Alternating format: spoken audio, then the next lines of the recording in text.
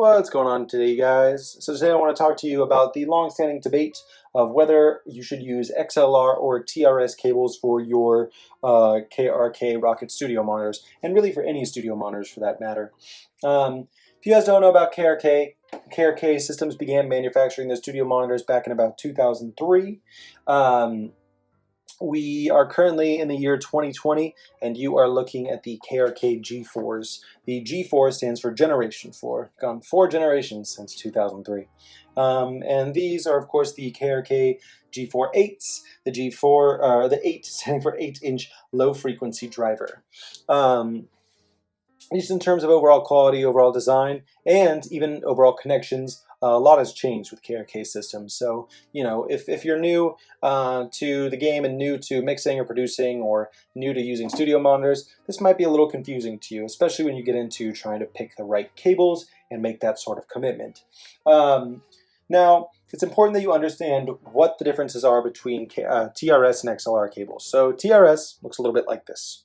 TRS, tip, ring, sleeve. These are otherwise known as quarter-inch cables, instrument cables. The important thing is that there's a tip, ring, and sleeve. You want to have those three connections because that means that it is balanced on the end. And it is important that you have a balanced connection because balanced means that you're going to get rid of any extraneous noise, get rid of any extra sound waves that want to poke your way through their cable and through your cables and out your monitors. There's also XLR. XLR looks a little bit something like this. These little 3 pins surrounded by this metal casing. You see these a lot. They're used with microphones and a lot of just professional stage connections and things like that. Now, there's actually no difference when it comes to the electrical components that are inside these cables. What's different is the connectors on the end. And that's one really important thing to know because just the sound is truly not going to be different if you're using one or the other. It really just depends on the system that you're using, what you are able to use. Now I'm going to go around back here and you'll see the KRK Systems monitors allow for both.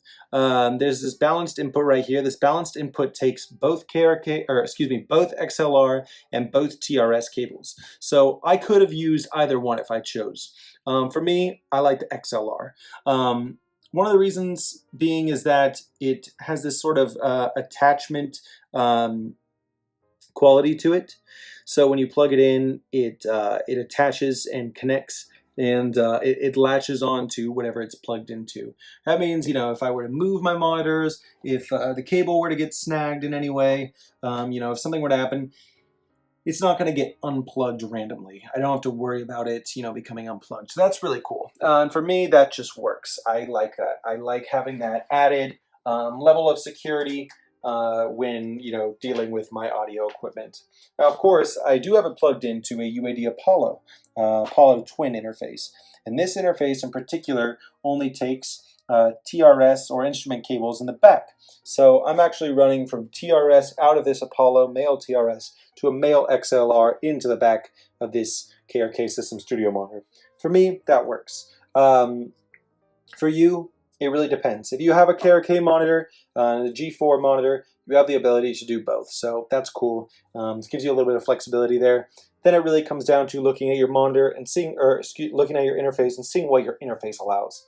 You may have to get a cable with 2 different ends. You may have the ability to get XLR to XLR or TRS to TRS. Really just depends on your setup.